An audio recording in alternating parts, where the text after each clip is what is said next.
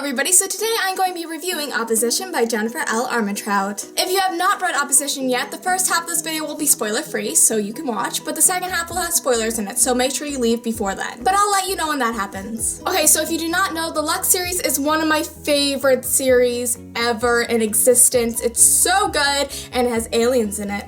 I like my aliens. As you can see by my shirt, it has an alien on it, no big deal. You know what, I probably am that type of person that will go to New Mexico just to go on a bunch of alien tours and see where UFOs have landed, because I'm just crazy. But I'm okay with it. E.T. come home. I also have my alien glass with me because it says, "Are you an alien? Because you are out of this world." That's how you hit on people. So, Opposition by Jennifer L. Armentrout. Wow. I cannot believe that the series is over.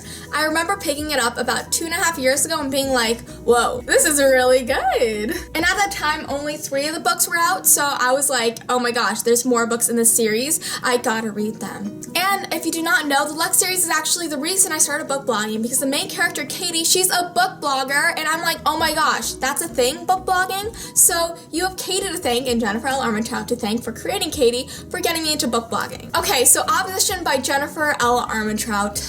It's the 5th and final installment of the Lux series, and it was so bittersweet reading this. Actually, at the end of Opposition, I was crying.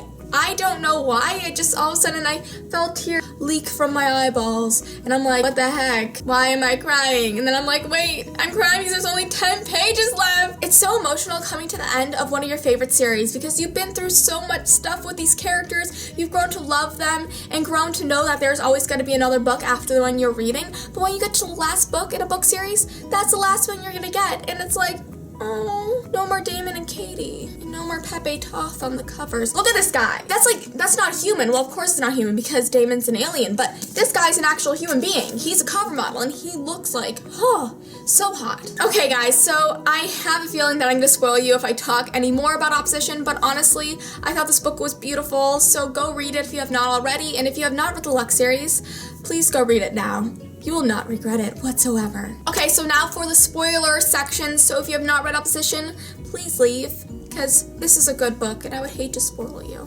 Okay, so at the end of Origin, we see Damon walk off with a bunch of his other kind because they're coming and they're attacking Earth. Well, we don't know that by then, but when we get into Opposition, we know that those Luxon are not good Luxon. They are bad Luxon. And Damon, Dee, and Dawson are all with them, so crap.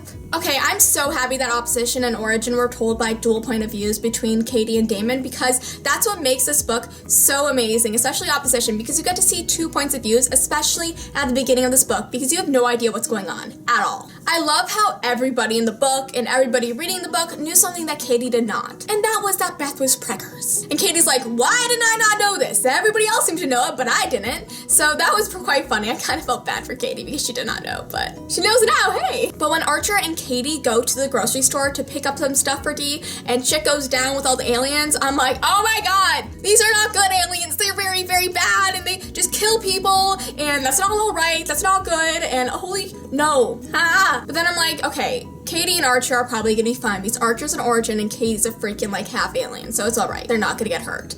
But then everybody else around them is, so it kinda sucks. But all of a sudden, when Dawson and Damon show up in the grocery store with all the other bad aliens, and Damon doesn't do anything, but Dawson goes and knocks Katie out, and Katie goes off into a peaceful oblivion, I'm like, oh my god, what just happened? Hopefully they did not turn to the dark side, because that would really suck. I really liked when we got to go over to Damon's point of view, because I had no idea what was going on, and I was like, okay, Damon knows what's going on. But then when we got to his point of view, I was so confused. I was like, Damon, Dawson, and Dee seemed pretty okay with the situation that was happening. I'm like, oh my gosh, they did not go over the dark side. Please do not go over to the dark side. But it just turns out that Dee was the only one who was going over to the dark side, aka the bad aliens, and I was not happy with Dee. I'm like, Dee, you're a B. Ach. Yeah. But you can obviously see that Dawson and Damon did still have some of their humanity left in them. I would go as far as say humanity, even though they're all alien, but they grew up with humans, and you can see that they did not go over the dark side, because we find out towards like the middle and end that the reason that they did not go over to the dark side with the bad aliens was because they were connected to their loves, aka Katie and Beth. But I was really worried that Damon was lost for a second, because I was like, Damon, don't act like this is not okay. But when he goes and heals Katie, I'm like, okay, he still has emotion, he still feels for her. And I was like, okay, then why is he acting like this? Like, why is he acting like he's so withdrawn from her? But I'm like, wait, it clicked. He's acting like this because he has to hide his emotions from her, or else they'll use her against Damon, and that wouldn't be good. But that was a nice revelation because I was really worried that Damon went over the dark side, but he didn't. My baby did not. Can I just tell you that I did not like Sadie whatsoever? She was such a little tramp. I did not like that girl, but I was really happy that she died later on. I'm like, okay, that's one less problem on their hands. I got 99 problems and Sadie ain't one. Oh my gosh, when we found out that Sadie was an origin, I'm like, oh shit. That is not good because, as you know, origins can see into your mind. That's not good whatsoever for Dawson and Damon because they were planning to escape this bad Luxon territory. They can't do that when the bad Luxon know their plan. Oh god. Can we just take a moment and reflect on the scene where Katie and Damon go into the shower together? I want to shower Damon. Katie is such a lucky hybrid. So lucky. Okay, so when Katie goes and flips that car, like, Katie is such a badass. Katie is so cool. Oh my gosh, I want to be best friends with her. But when the whole entire throwdown goes down between Katie, Damon, Dawson, and the rest of Luxon, they were just like kicking ass. I'm like, you go guys, you go. And then when Day Dallas comes with their little Luxon shooting guns and totally kicks ass also, I'm like, oh my gosh, I hope that the gang does not get killed in this crossfire because that would kind of suck. But then Nancy comes out of nowhere and I'm like, oh, what is she doing there? I hope she does not capture them again because that would kind of suck. But that is a total mind F because they get back to the compound, the military compound, and they see like Luke and Archer there, and I'm like, wait, what's going on now? Okay, it's Luc. Do you guys call him Luke or Luce? Okay, but when Luke comes in and we see him and Archer at the compound, I'm like, oh my gosh, they have a plan, don't they? And they do have a plan, and the plan was so good, and I was really happy about that because I'm like, they're screwed if they don't have a plan, they don't have weapons, they don't have an army behind them. And I was really happy when they decided to form a plan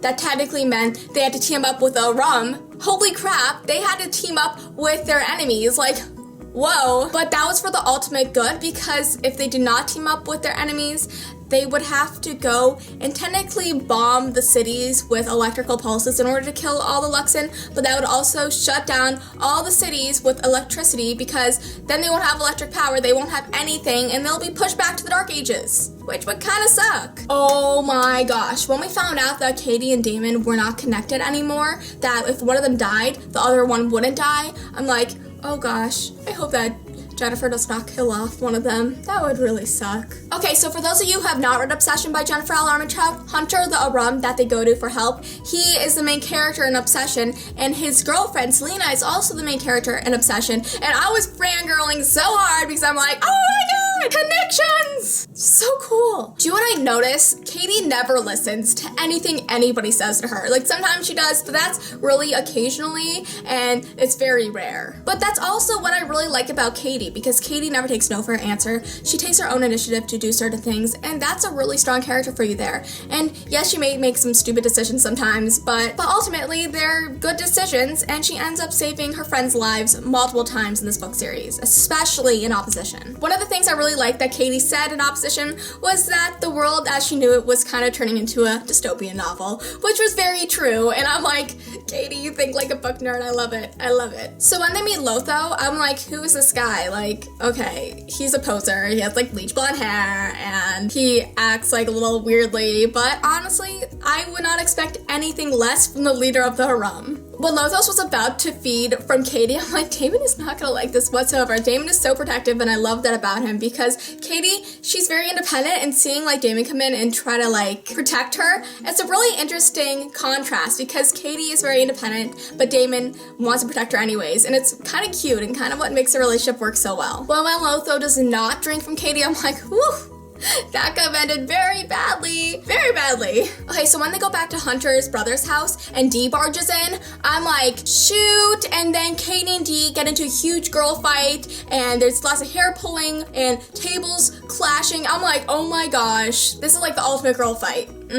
Most definitely. But I don't know what happened in that fight, but I guess it was Katie like just saying things to her, like saying, don't you remember this and that and this is not you, Dee, that made her snap out of her haze with following the orders of the bad Luxon, so now she turns over to the good side. And I'm like, whew, Dee, I thought you were lost there for a second. I thought that Dee was honestly gonna die. I thought she was going to be killed by Katie, and that would just be a really big bump in the road for the whole entire gang, because that would kind of suck. But I did not trust Dee right away, because I was kind of like, wait, did Dee really just snap out of all that control that the bad Luxon had over her, or is she just pretending? So I did not trust Dee for a good 20-30 pages after that, because I wasn't totally sure that she was on the good side yet, but she was. But you know, you can never be too safe. So after all that stuff happens, they go back to where it all started, where Katie lives, where Damon lives, and where Katie's mom supposedly still dwells. And guys, when we find out that Katie's mom has been taken over by Luxon, I'm like, that really, that's just so sad. And she's already lost so much. She already lost her dad a few years before, and she's just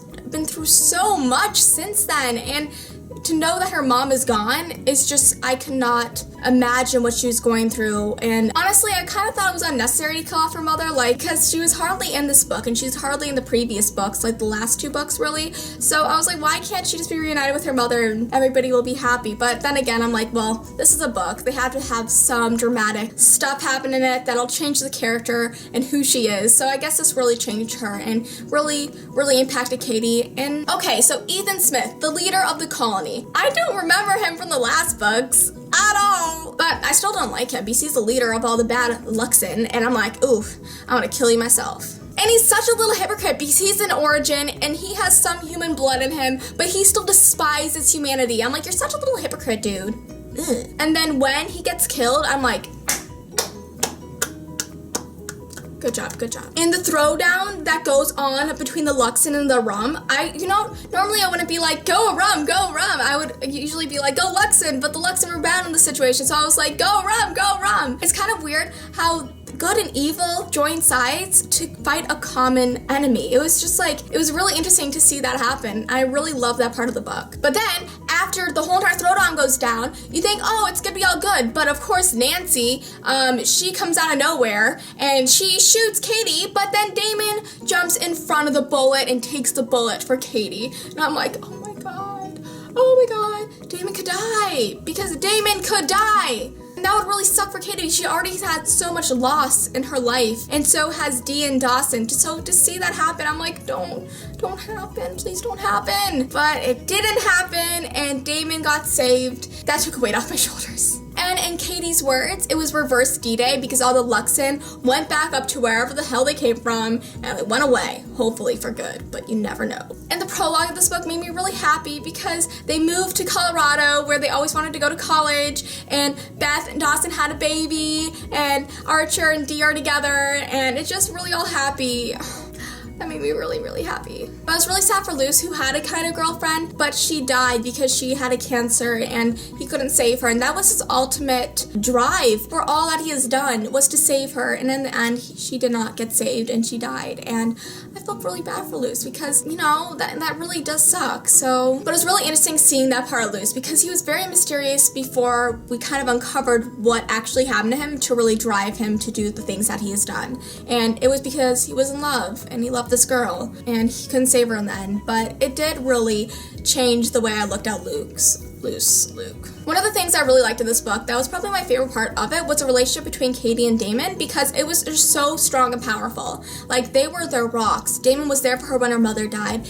Katie was there for Damon when all this shit went down and when Dee was under the control of the bad Luxon. It would just show how powerful their relationship is and how strong it holds, even through the toughest of times. And it also did help that they had lots of sexy fun times together. Woo! And all that's left to say is congratulations, Jennifer, because you've created such a beautiful series with such amazing and diverse characters that really I fall in love with over the years. So that is it for my opposition review. I hope you guys enjoyed it, and tell me your thoughts on the book in the comments below. Please try to keep it spoiler-free though, but if you cannot, just say spoilers, because I really want to know what you guys thought about this book. So thanks for watching, and I'll see you next time. Bye!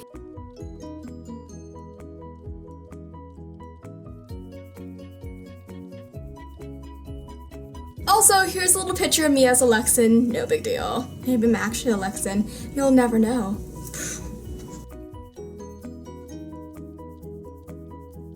I kind of want to be a Lux and like beings of light. Like, hell yeah. That is so freaking awesome.